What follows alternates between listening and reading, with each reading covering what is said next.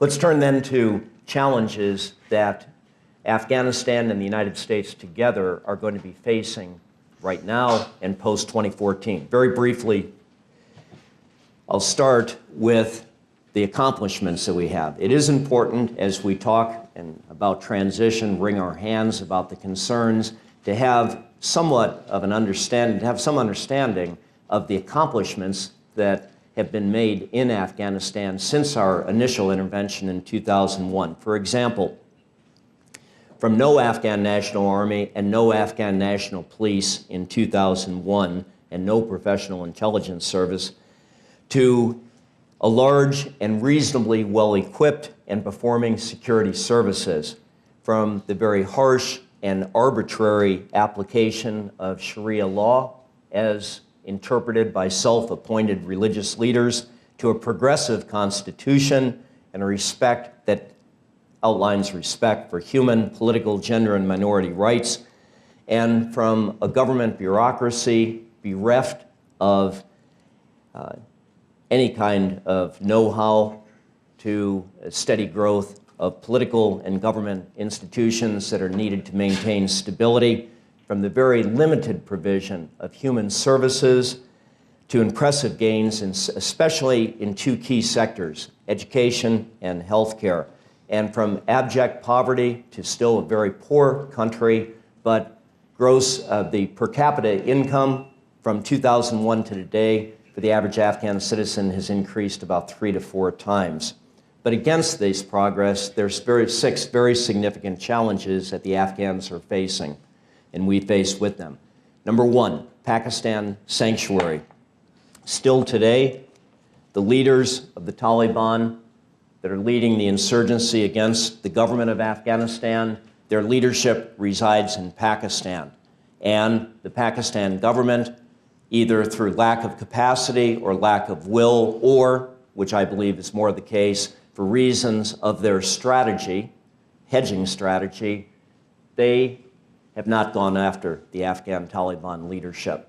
And as transition continues, if we go beyond 2014 and we have no resolution of this problem, then Afghan security and stability is going to be much more difficult to maintain. It's going to come at a higher cost. There's going to be more lives lost. Number 2 is the Afghan National Security Forces. As I said, they've made impressive gains, but they're expensive and they're a complex organization. And especially if we don't have a bilateral security agreement with the Afghans that's going to allow us to continue to help with their mentoring and their training and equipping, I think that this enterprise will be at great, great risk. As well, there's the problem of the cohesion of the Afghan National Security Forces. As we begin to withdraw, will power brokers in particular regions of the country then try to co-opt Afghan National Army and police and bring it to their side as opposed to an allegiance to the center? And there's also the problem that the Afghan National Security Forces, so extraordinarily well-resourced right now, on the other hand, have developed a sense of corporatism. And you can see in neighboring Pakistan, where you have a military that receives tremendous resources and develops a corporate identity, the threat that that could pose then to a democratic republic.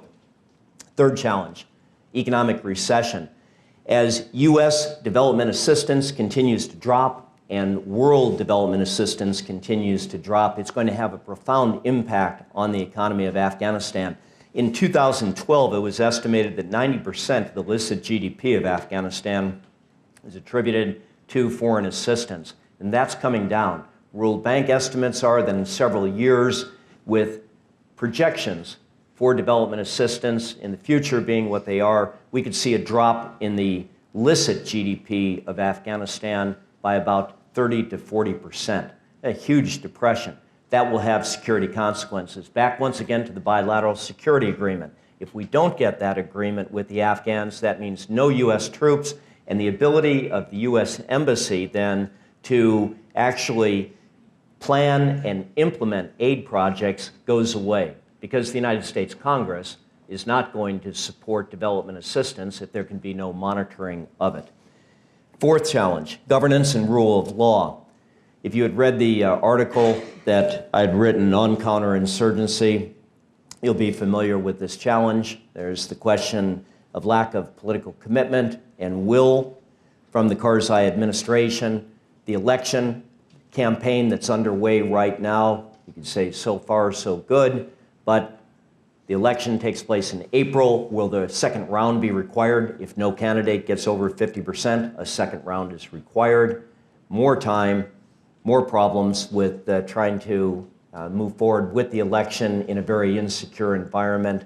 So it's uncertain what the Afghan politics will look like after this election is over and a new president is inaugurated. And finally, as I talked about the illicit GDP of Afghanistan coming down, well, what will be one of the impacts then on narco-trafficking? Afghanistan is already the major producer of poppy in the world. Some 80 to 90% of all the poppy in the world is grown in Afghanistan. And as the illicit economy comes down, then the illicit economy, the drug trafficking will increase. That has a huge impact on governance because narco-trafficking and criminality is absolutely corrosive to efforts to build accountable government. Fifth challenge, reconciliation. I mentioned earlier that in 2009, the United States began efforts with the Afghan government to try to have reconciliation talks with the Taliban, to bring them in to the political process and for them to lay down their arms. This has been extraordinarily difficult. It's been rife with mistrust on all three sides, Washington, Kabul, Taliban, and not great progress has been made. Bottom line, going back to challenge number one, Pakistan, unless Pakistan is on side, we will never make progress on this front. And number six, international security guarantees for Afghanistan. What's needed is securing a credible agreement among the major powers and the regional powers who have a stake in Afghanistan's future.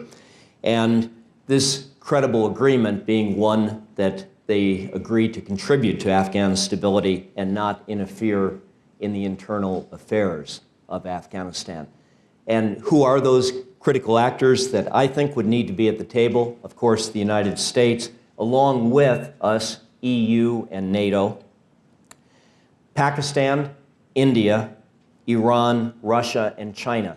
This has been difficult in diplomatic transition for the United States because if you look back at the height of the surge, we have 100,000 troops in Afghanistan, this massive embassy.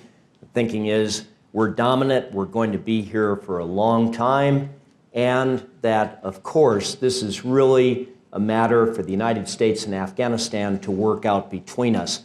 But as our influence now starts to wane, we've got to bring these other actors in. And as I said, a little bit of a hard diplomatic transition for the United States to make.